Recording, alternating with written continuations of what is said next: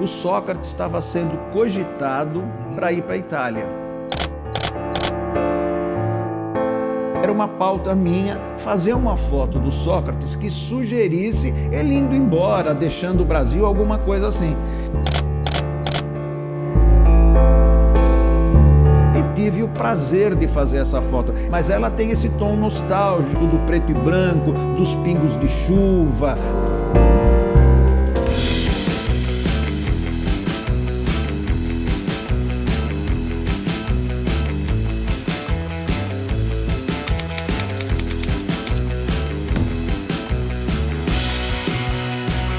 Neste episódio, a foto é Democracia, feita pelo fotógrafo Daniel Augusto Júnior, que simbolizou a saída do jogador Sócrates pela situação política do país, não só do seu time, o Corinthians, mas também do Brasil. Daniel conta como procurou traduzir o dilema que vivia um dos maiores craques do futebol na época, que ameaçava deixar o país caso não fosse aprovada a lei que restabelecia o voto direto no Brasil, e como vários fatores contribuíram para trazer dramaticidade e plasticidade à cena. A foto Democracia, que simboliza a saída de Sócrates do país como um protesto político, pode ser reverenciada como Aquela Foto. Essa série tem um apoio muito especial da imobiliária Refúgios Urbanos. A Refúgios não vai apenas te ajudar a comprar ou vender um imóvel. Ela vai, como o próprio nome já diz, encontrar o seu refúgio especial na cidade. Seja ele uma casa de vila, um charmoso predinho ou um ícone imobiliário. Ela conta com uma equipe de especialistas apaixonada por São Paulo e por arquitetura, comprometida com os desafios da profissão e na confiança mútua com seus clientes. Mais uma vez, obrigado por você ter aceitado o nosso convite do Aquela Foto. Obrigado. Sempre que for para falar de fotografia, Edu, pode me chamar que eu estou à disposição. A gente... Aliás, só mais uma coisa, belíssima a sua ideia dessa brincadeira de Aquela Foto. Porque, maravilha. Com certeza, todo fotógrafo tem a história por trás de uma fotografia. E essa sua ideia é simplesmente maravilhosa. Queria te dar os parabéns. Agora, com sua presença aqui, então, nosso encontro é para falar dessa maravilha que o Daniel deu o título de Democracia. Que eu achei fantástica. Eu acho essa foto maravilhosa e eu achei o título sensacional. E a gente vai descobrir por que o Daniel batiza essa foto de Democracia. Que saudade dele, na barbaridade. Que falta, né? Que falta que ele faz. Falta como jogador de futebol e falta como ser humano também. Tanta falta que tem essa classe, né, dos jogadores de futebol. Por exemplo,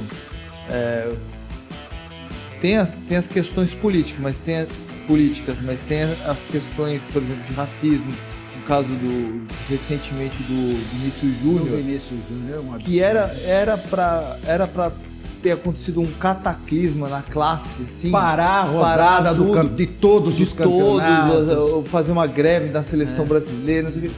Ninguém não tem uma voz. Tem uma ou outra coisinha, mas assim, parece que é um negócio para uma coisa menor. Que eu acho que se o Sócrates estivesse por aqui, eu acho que seria uma voz bem... Certamente ele estaria assim, à frente de algum movimento. Certamente estaria.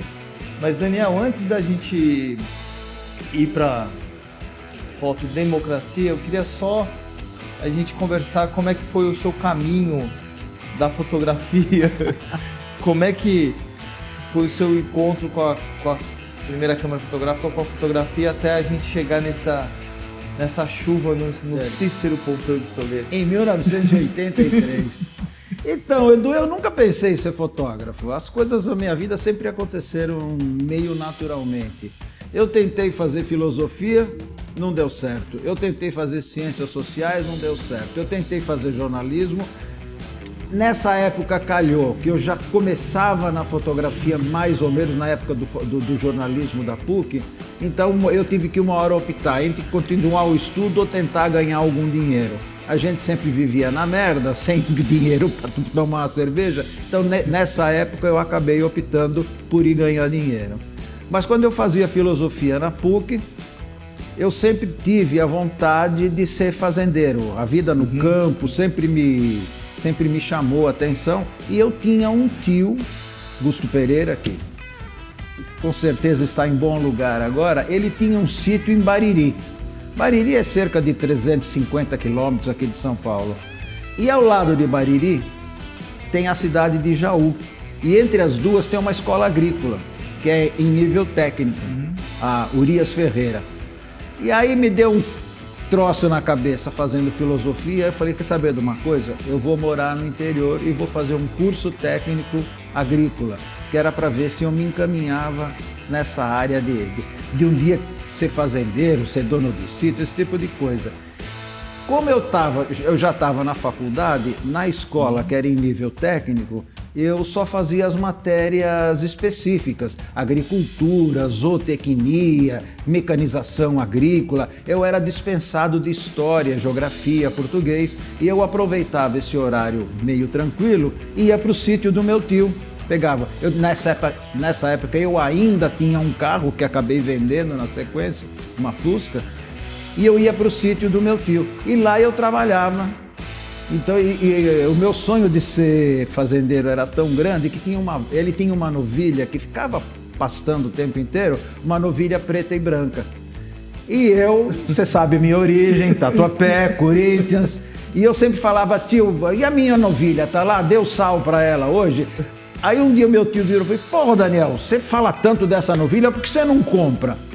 Eu falei, tio, como é que eu vou comprar uma novilha? Eu não tenho, tem aluguel de pasto, tem vacina, como é que eu vou fazer? Ele falou, não, você quer a novilha? Me compra a novilha, ela fica no meu pasto, eu não te cobro aluguel de pasto. E eu comprei uma novilha. Preta e branca. Preta e branca, era linda, deve ter foto dela em algum lugar, alguma recordação. Mas aí não deu certo, a minha passagem pelo interior não deu certo. O meu tio, um pouco mais tarde, precisou vender esse sítio. Quando ele vendeu o sítio, ele me devolveu o dinheiro da novilha. Então eu fui um proprietário de uma novilha efêmera, quase dá para dizer. Voltei para São Paulo, não sabia o que fazer. E o meu cunhado, Augusto, falou assim, Daniel, você não sabe o que fazer da vida? Por que você não vai ser fotógrafo? Fotógrafo dá dinheiro. Porra, doutor, essa parte, frase, né? Fotógrafo eu acho que eu virei, mas essa parte do dinheiro eu estou esperando até hoje. Você sabe como é que é a nossa profissão. Sim. E nós temos um amigo em comum, eu e o meu cunhado, que é o Dalton Pastore Júnior, que hoje é CEO da ESPM, aqui na Vila Mariana.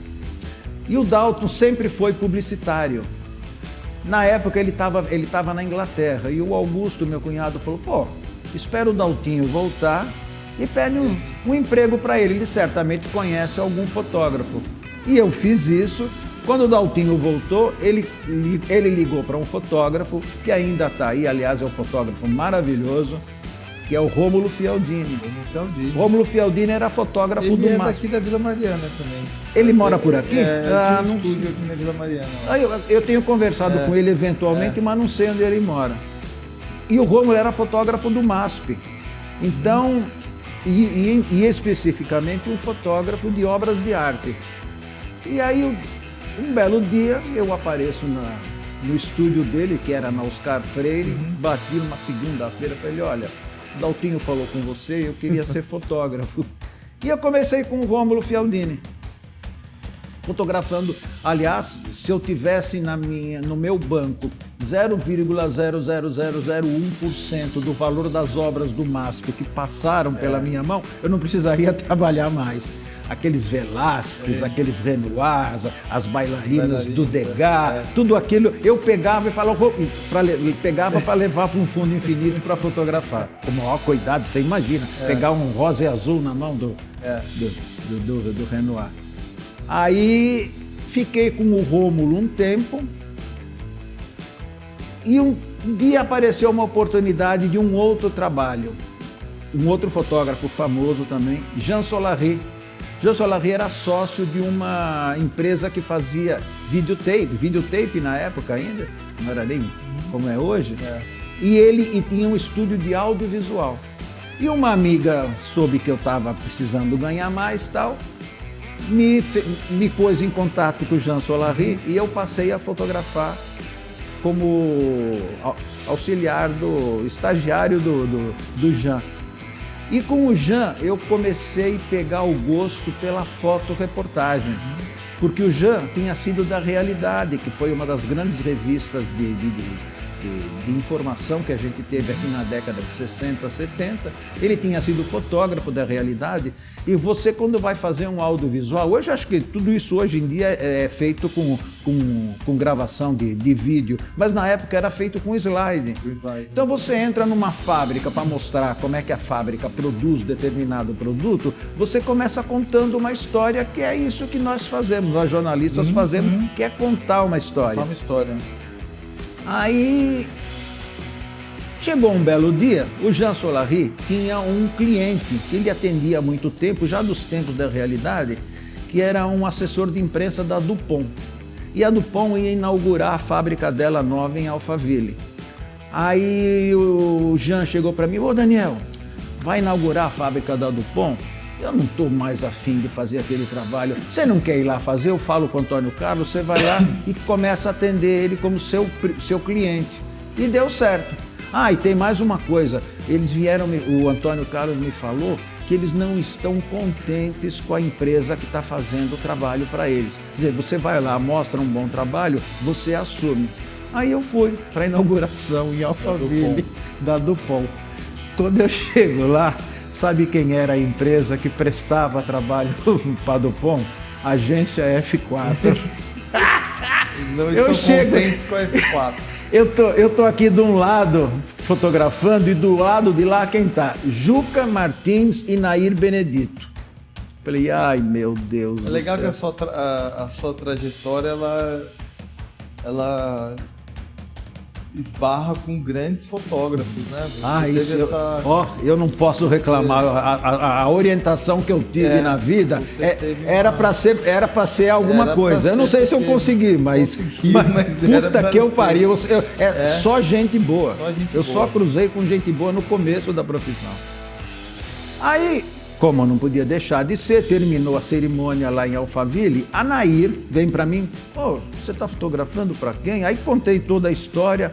Ela falou: mas quanto você está ganhando? Eu nem lembro quanto eu estava ganhando por aquele trabalho. Aí eu falei, ela falou: nossa, mas isso é muito pouco, nós também estamos ganhando pouco.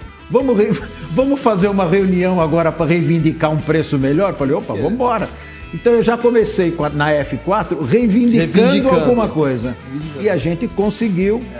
O trabalho lá com a Dupont não durou muito tempo, mas logo em seguida eu recebo um telefonema da Nair Benedito. Daniel, nós vamos fazer uma reformulação aqui na F4 e você não gostaria de participar da sociedade? Puta, Edu, eu pulava a F4, legal, né? Para quem não conhece, nunca escutou falar da F4, a F4 foi uma das primeiras agências de fotografia aqui no Brasil. Depois junto com a F4, mais ou menos, surgiu a Angular também, do João Bittar, da Cristina Vilares, enfim. E a F4 fez essa reformulação e eu entrei. Isso foi em 1983. E é incrível que dessas duas agências nutriram as editorias de fotografia dos maiores jornais do Brasil. Exatamente. Né? Tanto como editores, como fotógrafos. Né? Exato. O João Bittar foi editor muito tempo da Isto É. Da Isto É, depois da Folha. Da Folha. Então, é gente boa atrás de gente boa, né, Edu? E aí comecei na F4. A F4, para mostrar a importância da F4, foi uma das primeiras agências a brigar pelo crédito da fotografia, para que a lei do direito autoral, que na época tinha outro número, 5.973, se não me engano, hoje é 9.610/98, e que tratava a fotografia, eu não gosto muito dessa palavra, mas tratava a fotografia como arte. Então, nossa humilde imagem, em termos do direito autoral, ela é equiparada a um Renoir. Sim, como uma coisa autoral. Como né? uma coisa autoral. É. A fotografia passou a ser tratada como uma coisa autoral. Então, o crédito obrigatório, o uso da licença de reprodução, que tem algumas empresas aqui em São Paulo que você fazia algum trabalho para eles e você era obrigado a assinar uma cessão de direito autoral que ficava tudo para eles. Você eterno, você não tinha direito a nada. A partir da F4, o fotógrafo passou a oferecer a sua licença de reprodução, onde ele era dono do material. Isso foi uma grande revolução na época. E eu acho que dessa época também que começou a surgir o uso editorial restrito também. Sim, né? sim. Que olha, meu trabalho é para essa... Para esta, se você vender para ali e para outra, eu tenho o direito de ganhar. Os maiores processos, você disse lá pelo Estadão, então, os maiores processos de direitos autorais que as empresas jornalísticas recebem é exatamente isso. É o uso editorial restrito. Uma foto chega por causa de um lançamento de um filme ou de uma peça de teatro. Aquela foto cai dentro do arquivo do jornal. Tá. Aí acontece alguma outra coisa que... Aquela imagem remete à imagem. Aí o fotógrafo que fez aquela imagem, a agência, como aquela imagem chegou, ninguém quer saber. Ela só é reutilizada em outro contexto. E o fotógrafo não recebe. Não recebe. Então, a F4 também nesse sentido foi uma revolução. E depois a F4 tinha o estatuto dela baseado no estatuto da Magnum, que é a grande agência francesa do Cartier-Bresson, do Kudelka e tantos outros. Então, essa é a importância da F4. E eu tive o prazer e o orgulho de ter participado daquele grupo durante um bom tempo. Maravilha. E eu acho que a gente está chegando perto. Tá chegando. E você fez essa foto pela F4? Então, eu na F4 eu tinha poucos fotógrafos faziam futebol. E eu, corintiano desde sempre, a primeira coisa que você pensa é entrar no campo, que é uma ideia que as pessoas normalmente têm. Eu queria entrar no campo. Falei, bom, eu sou jornalista, aqui ninguém gosta de futebol.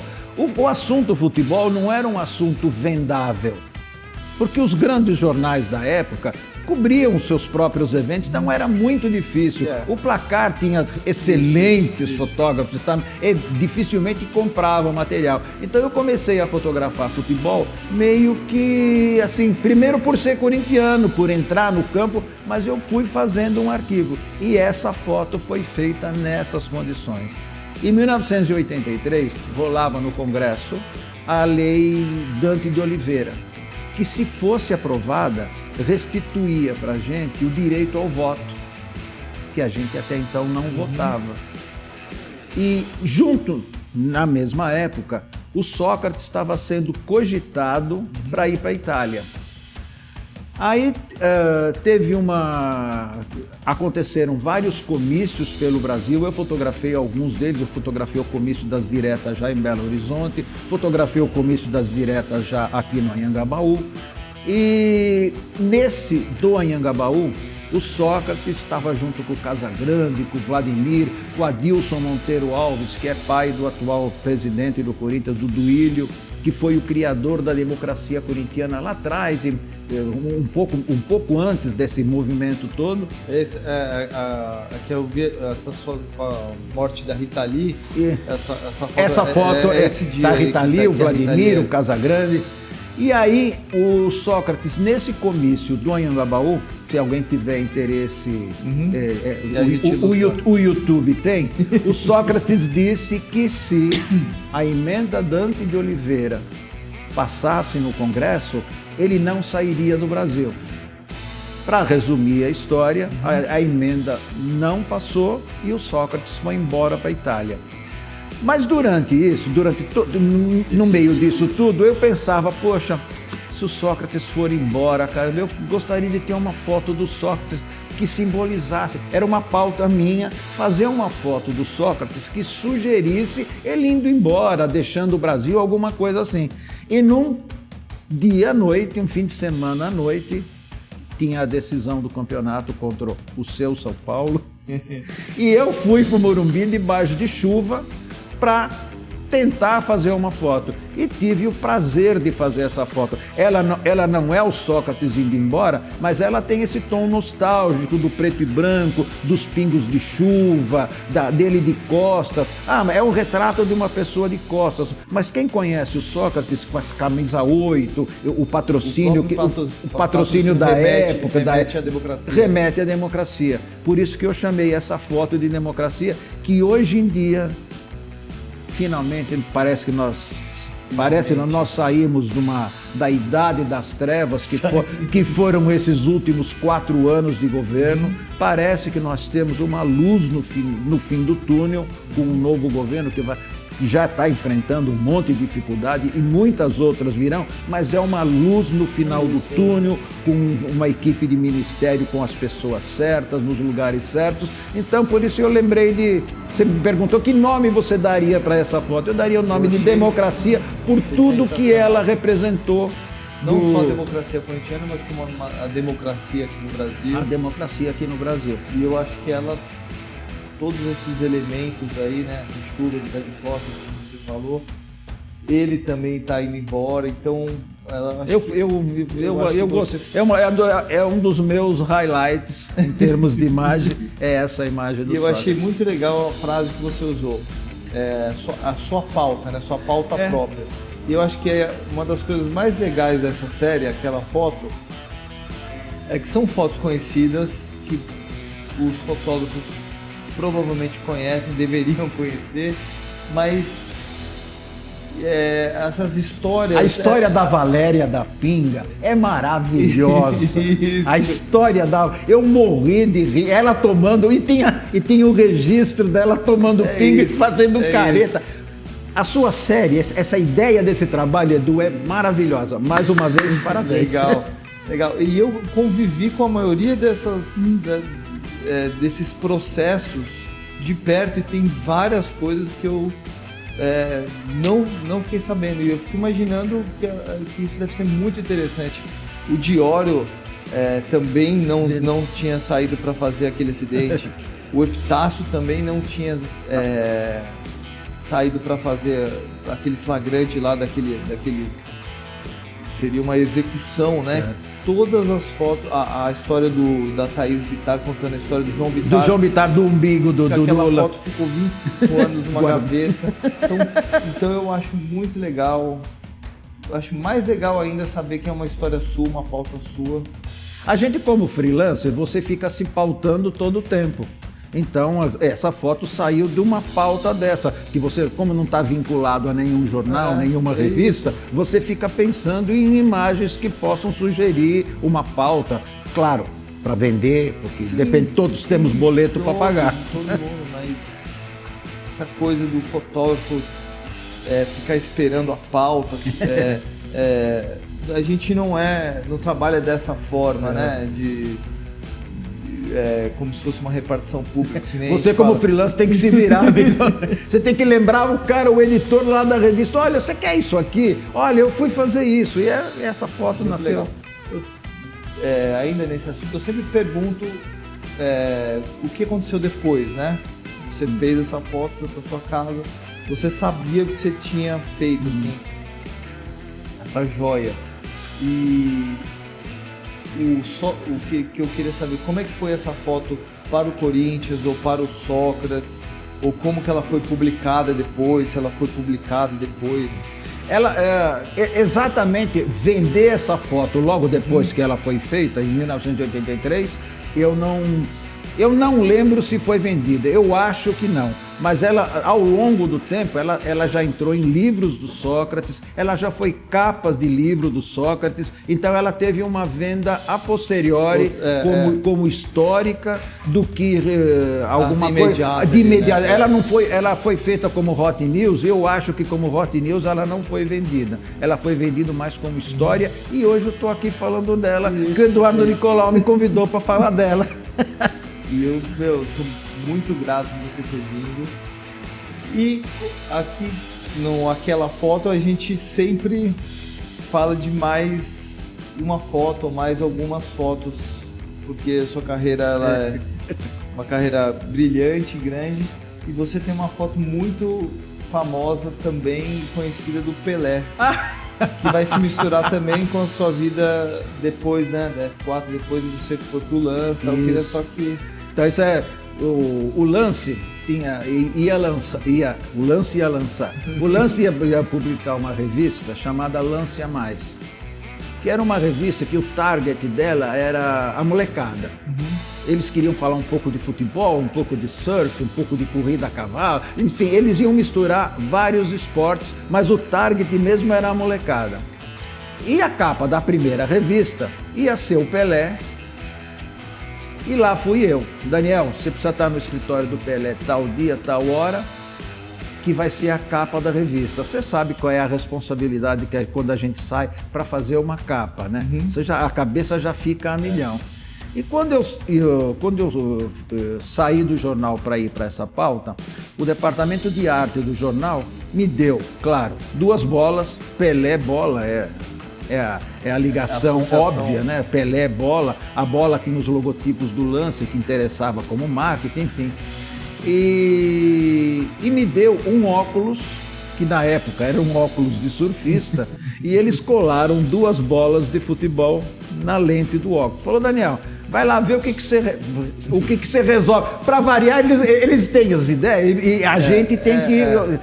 É muito difícil fazer isso. Aliás, essa semana teve, não sei se você viu, teve uma foto da Karine Xavier.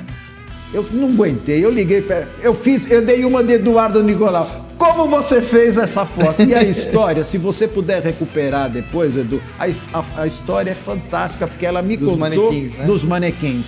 E depois foi publicada também, quem tiver algum interesse, a Folha publicou. Mas aí eu saí para fazer a foto do Pelé. Eu cheguei no escritório dele por volta de 11 horas da manhã e tô lá sentado, 11, meio-dia, 1h, e o tempo foi passando, 2 horas da tarde, e eu não uso flash. Eu raramente uso flash. E eu tinha ido para lá, eu já tinha visto onde eu ia fazer, que era uma parede branca, neutra. Já tinha até diagramado a capa na minha cabeça, aqui entra o Pelé na vertical, aqui entra o logotipo do Lance, as chamadas. Amanhã tem luz aqui eu só preciso que aqui tenha luz. E a hora de ir embora, enquanto eu estava esperando, todo fotógrafo tem o canivete do MacGyver, e eu tinha o meu também. Aí eu tinha 2 bolas, eu falei, 2 bolas, eu não vou conseguir fazer nada com 2 bolas. Eu vou estragar uma bola. E rasguei uma bola no meio. E fiquei com uma bola cheia e 2 metades de bola. E aí eu lembrei que em 1966, quando a Copa do Mundo foi na Inglaterra, a Realidade tinha feito uma capa com o Pelé, e o Pelé com aquele chapéu peludo da guarda da rainha. E eu lembrei daquela foto.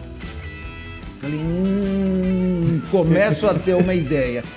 Lá pelas tantas, isso já era fim de tarde. Você estava com tempo, né? Me aparece o Pelé. Edu, sempre eu tinha escutado falar que o Pelé tem uma coisa, tem uma aura em torno dele, né? Eu sempre tinha escutado falar aquilo.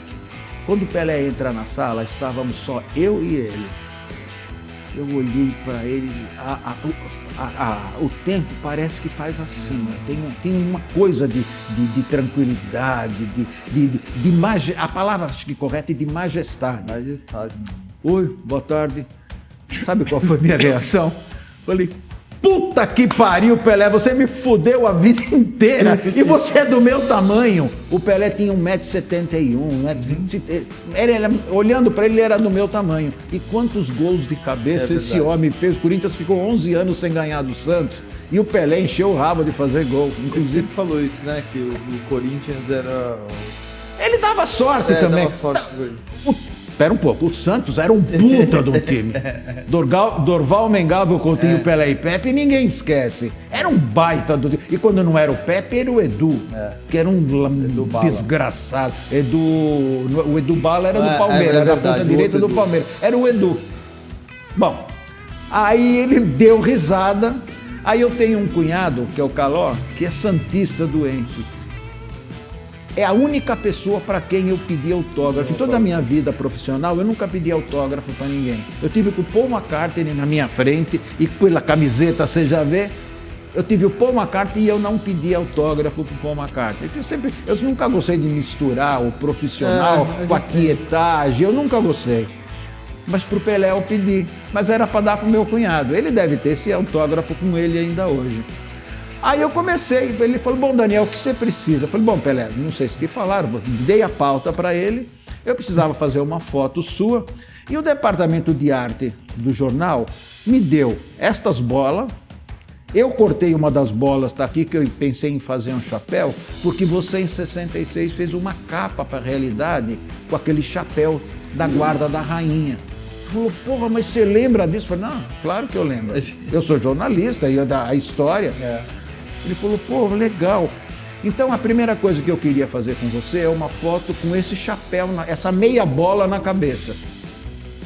Ele pegou aquela meia bola do lance cortada e falou, ficou olhando. Ele sempre teve muito cuidado com a imagem dele. Ele falou, me dá um segundo. E foi lá dentro conversar, eu entendi depois, conversar com o staff dele. E eu aqui de longe só escutava assim, vai que é legal, vai. Quer dizer, deram o ok para ele fazer. Ele veio, coloquei ele no fundo branco e dali descarreguei, era filme ainda. Fiz as fotos. Aí falei, agora Pelé, tira o chapéu e põe esse óculos. Que esse óculos é um óculos de surfista, tem a bola de futebol, o público da revista vai ser esse. Ele, mesma coisa, ficou olhando pro óculos foi falar com o pessoal. Pô, faz que vai ficar legal. E eu fiz uma série, aí ele voltou e fiz uma série de fotos com o óculos. Falei, bom, agora vamos para as cabeças. Falei, então Pelé, já que você topou fazer os dois, deixa o óculos e põe esse chapéu na cabeça. Ele falou, mas será que vai ficar bom? Eu não lembro se eu falei ou se ele já automaticamente foi conversar com o povo. E eu de novo, pô, vai ficar legal! E ele voltou com a aquiescência do staff dele. E eu comecei a fazer as fotos na parede branca e eu percebia que o Pelé, enquanto ele estava sendo fotografado, ele tinha um tique de passar a língua nos lábios. Até então, eu estava evitando fazer isso. Falei, pô, fazer o rei com a língua ali fora. E agora, quem usa motor sabe como é que funciona aquela... Faz isso, vai para lá, vira. Numa dessas, eu faço a foto do Pelé com a língua de fora. E combinou com o óculos. Sim, com a cara de molecagem. O propósito da revista. Quando eu cheguei no jornal, era praxe você voltar de uma pauta lá no lance, você mesmo revelava o filme, você mesmo editava. Quando eu vi essa foto, eu não lembro se na hora eu percebi que eu tinha feito a foto, ou se eu percebi, isso eu não lembro. Mas eu sei que a hora que eu revelei o filme, coloquei na mesa de luz, falei, puta que eu parei, a foto é essa. Aí chamei o editor, se não me engano o editor era o Leão Serva na época, se não me engano. Chamei o editor de arte, chamei o Leão Serva e falei, olha, essa é a capa. Ficaram loucos. A foto virou a capa da revista. Essa é a história da foto do Pelé. Muito legal. Aí o Daniel depois foi ser o fotógrafo do Corinthians. Sim. E aí a gente vai mostrar aí várias fotos. Aí pegou uma grande fase, se não a maior fase do Corinthians, aí campeão mundial. Mais uma vez privilegiado.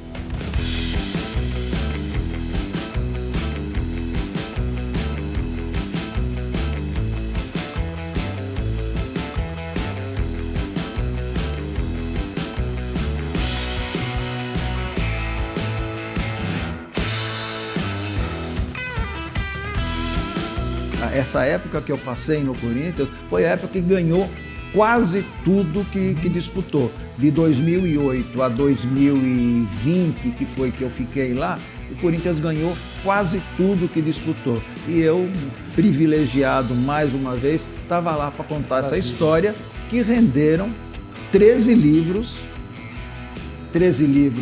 de 12 títulos conquistados.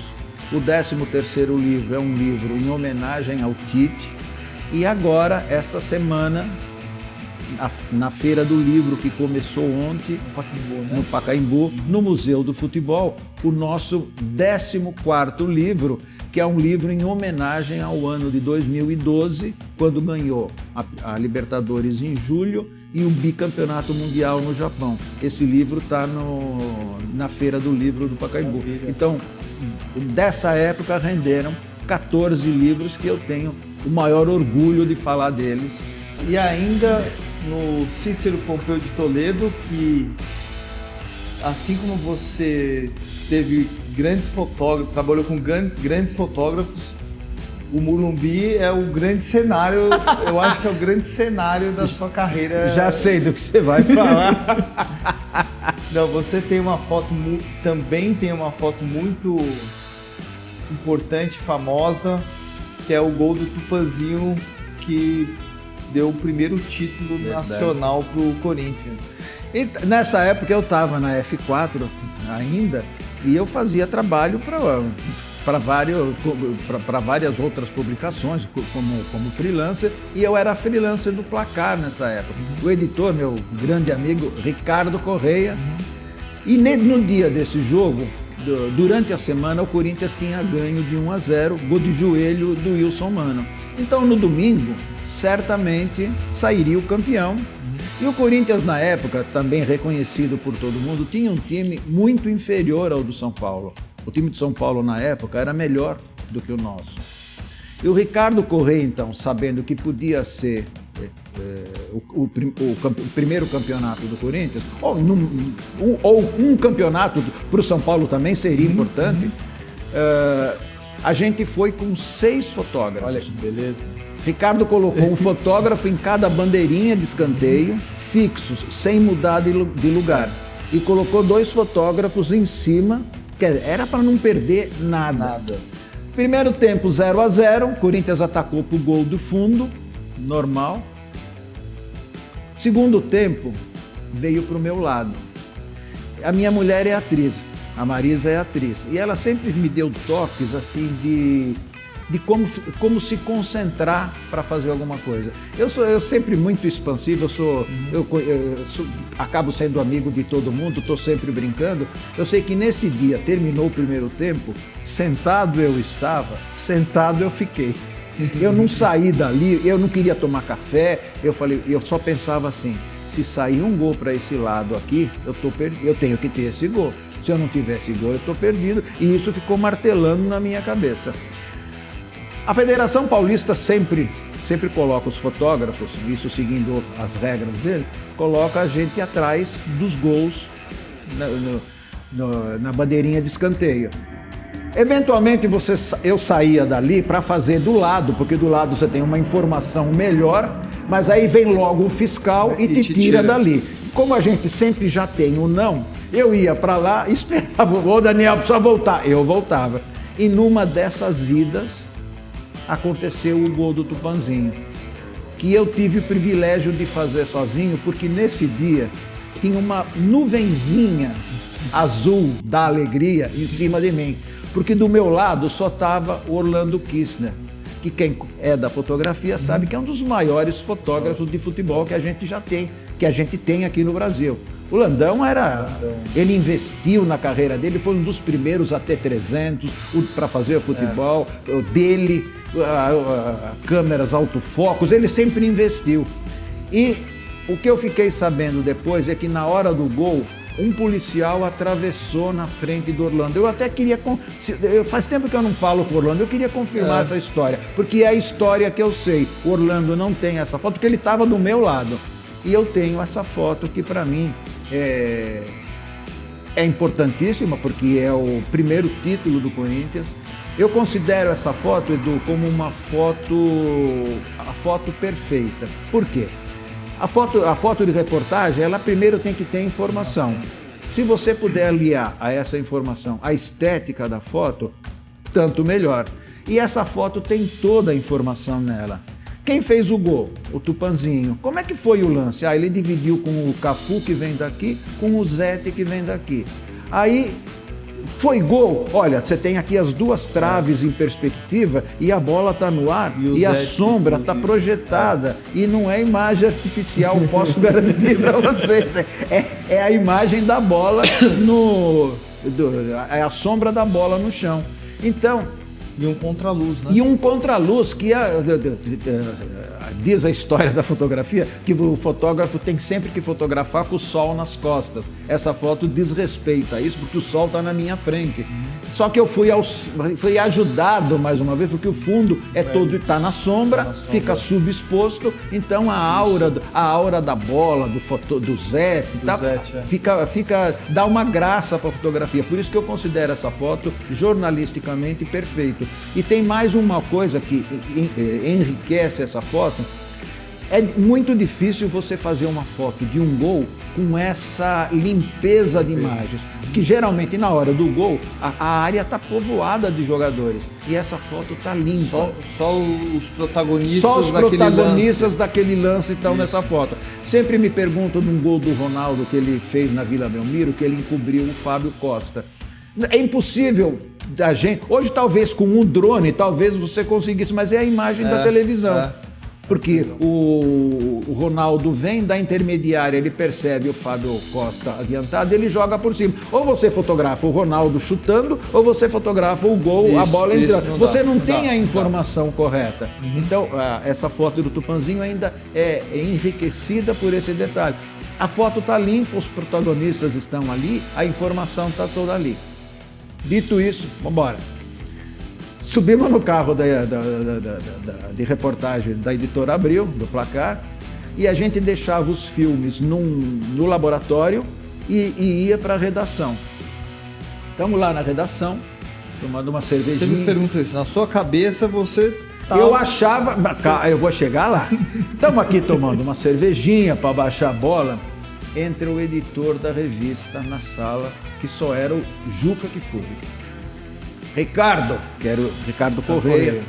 Nós temos o gol do Tupanzinho. O Ricardo olha para mim. E aí, Daniel? Porque tinha sido do meu lado. Eu falei, olha, Ricardo, eu estava no lance, estava do lado. Não era câmera autofocus, era foco na mão, a 300 de foco na mão. Eu estava ali, eu fotografei toda a sequência. Mas agora a gente sabe que filme, enquanto não chega, você não pode falar nada. Ah, tá bom. O Juca fechou a porta. Gente, a redação fez assim, ó. Quando chega o filme, claro, o editor vai ver o filme primeiro. O Ricardo gritava: Daniel, caralho, olha isso aqui! E aí foi capa da revista, entrou no miolo, e a história é essa. Porque até para revelar o filme teve essa... Se fosse câmera digital como hoje, você veria na hora. Ela é o símbolo do... Porque o Corinthians, ele sempre foi o time mais popular, né? Maior torcida, só que ele não tinha um título nacional, né? Ele era um clube aqui de São Paulo. Exatamente. Mas é um clube de títulos paulistas. Então, exatamente. Ela representa uma conquista maior do Corinthians naquela época, que não tinha sido, né? Não, mais uma vez, eu tive o privilégio de documentar isso. Eu tenho muito orgulho dessa foto também. Eu quero ainda, em algum momento, presentear o Tupanzinho com essa foto, porque eu sei que ele não tem essa foto com ele. Mas qualquer hora a gente se acerta a ele, vamos fazer um evento, ele vai ganhar. Mais uma vez, obrigado. Foi um prazer te reencontrar, pessoalmente com essa joia.